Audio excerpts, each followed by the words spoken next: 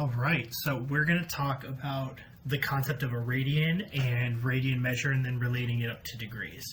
So a little background about what the radian is. So let's say I have this circle, kind of like what I drew. A radian, the reason that we work with radians is because in calculus, a lot of things are working in this type of measure. So degrees kind of get left behind more in high school. When you get into upper level math, you work more in radian measure. So a radian is, let's say I have this radius of my circle. So remember, the radius is the length from the center point to a point on the circle. And let's say I have that angle that I marked. Well, the radius of that circle, when I have a radian, is equal to this arc length of my circle. So you can think those two highlighted lengths are going to be the same.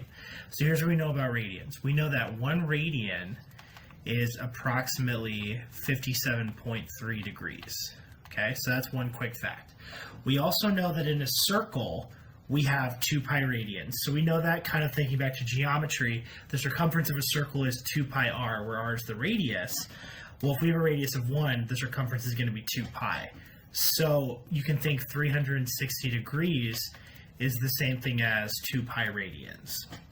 Okay, so some of the common measures that kind of flip-flop between them. So we know some big numbers we're going to be working with are 30 degrees, 45 degrees, 60 degrees, and 90 degrees, 180 degrees, 270 degrees, and 360 degrees.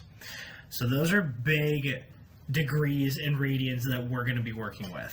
So their counterparts in radians, so we have 30 degrees is pi over 6, 45 degrees is pi over 4, 60 degrees is pi over 3, 90 degrees is pi over 2, 180 degrees is pi, 270 is 3 pi over 2, and then 360 is 2 pi. And again, this is my degrees, this is my radians. So those are just some common conversions between degrees and radians.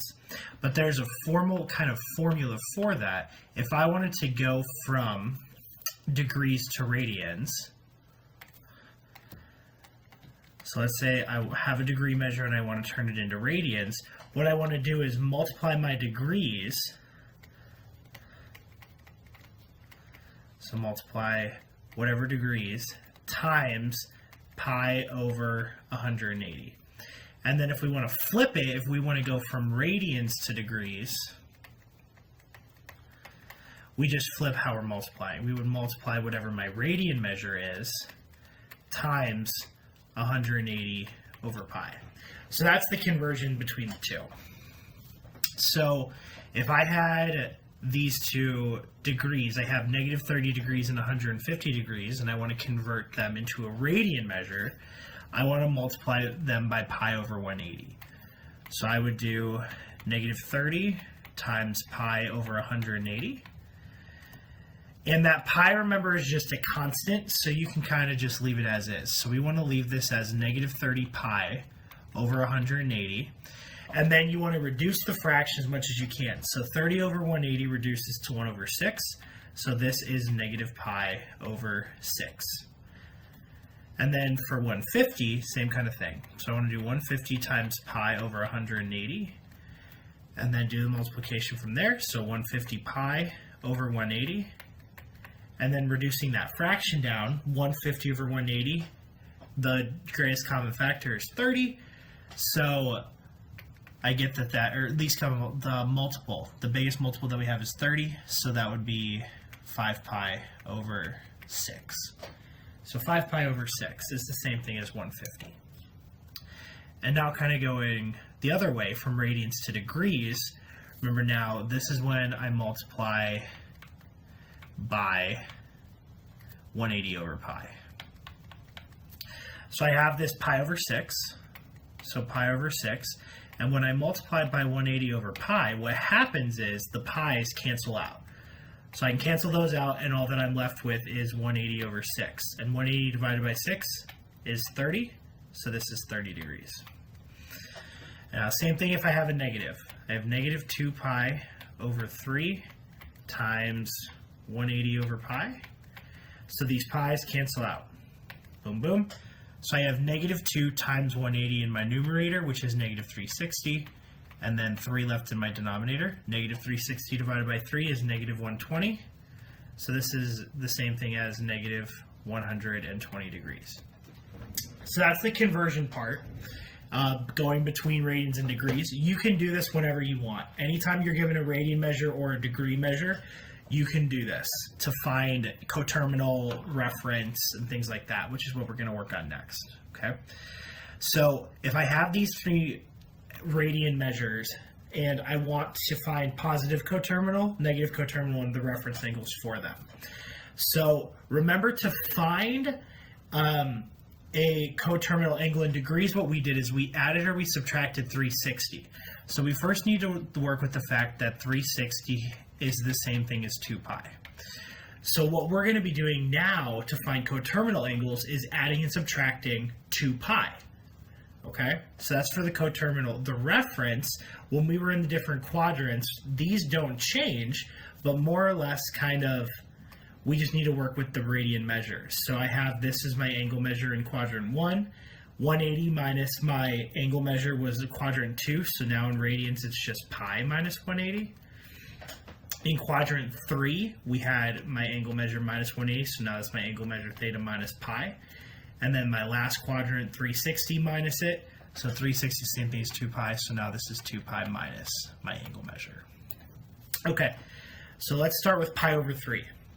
So remember, to find kind of 2 pi, to find what to add and subtract, you need to have that common denominator. So my denominator here is 3, so I first need to find what 2 pi is equal to when I have a denominator of 3. Well, you have to really kind of just think, what number is 3 times 2, which is 6. So 2 pi is the same thing as 6 pi over 3, because if I do 6 pi by 3, I get 2.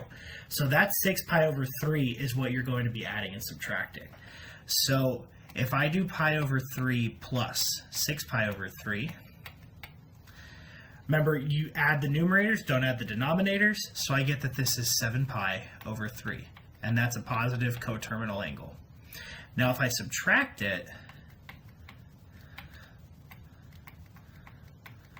I get pi over 3 minus 6 pi over 3. I have that 1, unwritten 1 in front of it. 1 minus 6 is negative 5. So I have negative 5 pi over 3.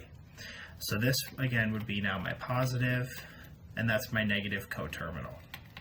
So now my reference, kind of remember the little trick. You have all of those formal ways of finding it, but really the reference angle is always just pi over whatever your denominator is in a positive way.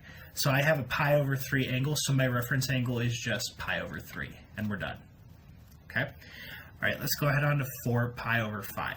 So first thing we need to do, find for what's 2 pi.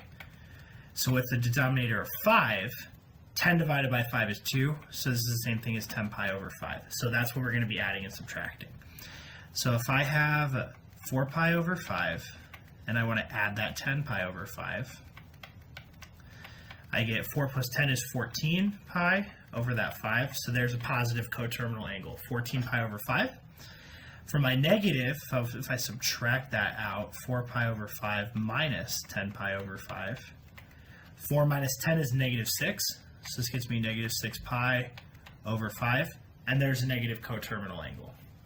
My reference angle now, again, remember, it has a denominator of 5, so we can just say the reference angle is pi over 5, call it a day. Okay, last one, negative 7 pi over 6.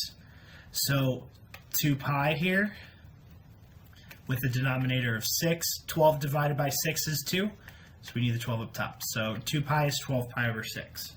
So that's what we're going to be adding and subtracting. So I have negative 7 pi over 6 plus 12 pi over 6. Negative 7 plus 12 is a positive 5. So 5 pi over 6 is a positive coterminal angle. And then if I subtract that 12 pi over 6 away, I have negative 7 minus 12 is negative 19. So negative 19 pi over 6 would be a negative coterminal angle. And then for my reference, I have a denominator of 6, so my reference angle here would be pi over 6.